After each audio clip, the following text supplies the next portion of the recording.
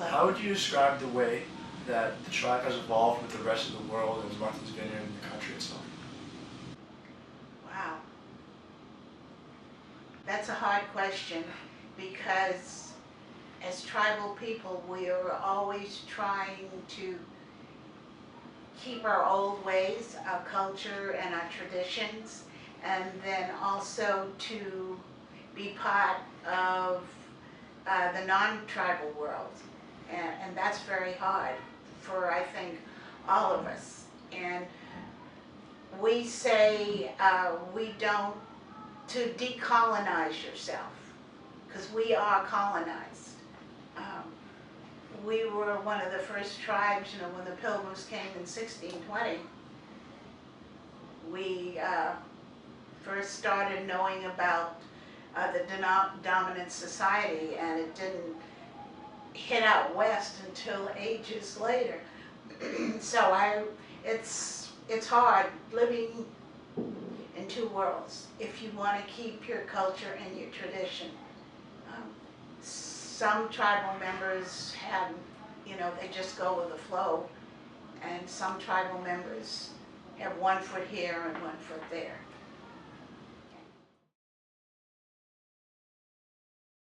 Hi, Miss Walton. It's very nice to meet you. So during your grandmother's time, uh, African Americans face a lot of discrimination, racial discrimination.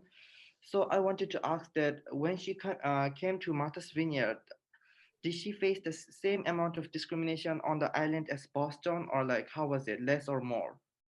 I would say I am sure it was less, and which is why she felt it was good to bring us here. She first came here. Well, she first came here as a teenager, and then she came again in 1928 with my father and my aunt.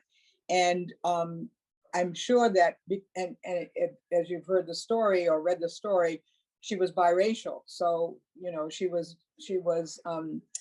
she had racist reactions from whites and from blacks. She was either called poor white trash or.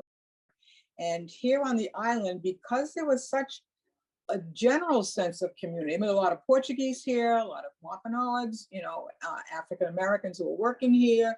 And so there was more of a melting pot. I hate to use that phrase, but because that's what we should be, but we're not. But there was more of an acceptance. And she was a very humble person, and she always paid her bills.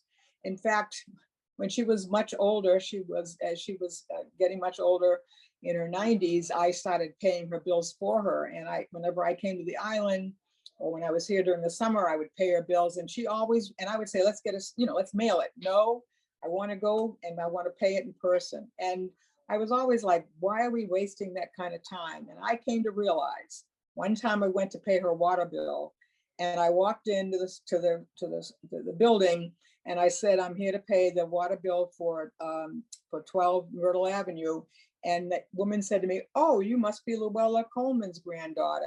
And I realized then the personal relationship that she had developed with so many storekeepers and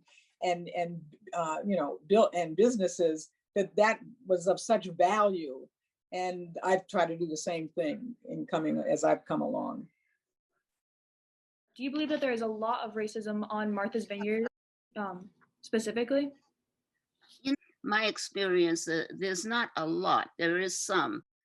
When I first arrived on the Vineyard, Circuit Avenue was a dirt road. Can you believe that was before you were born? And at the beginning of the summer in those early years, I frequently heard white people saying, here comes the N-word.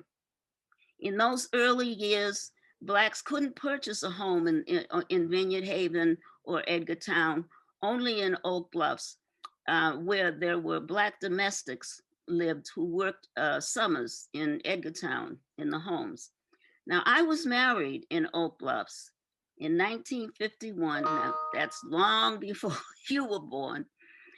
And on our first anniversary celebration, I called to make a reservation at a hotel in Edgartown so my husband and I could celebrate our first anniversary. And when we, and I made the reservation by phone. And when we arrived, I could tell by the look that they didn't expect that we were Black. And they wouldn't seat us. And so it was clearly evident that that they were shocked that we were a Black couple, and they made several excuses, and they wouldn't serve us. And my husband never set foot in Edgartown again. I mean, we were just so hurt. So I've had a lot of experiences here in racism, but not as much now as it was many years ago.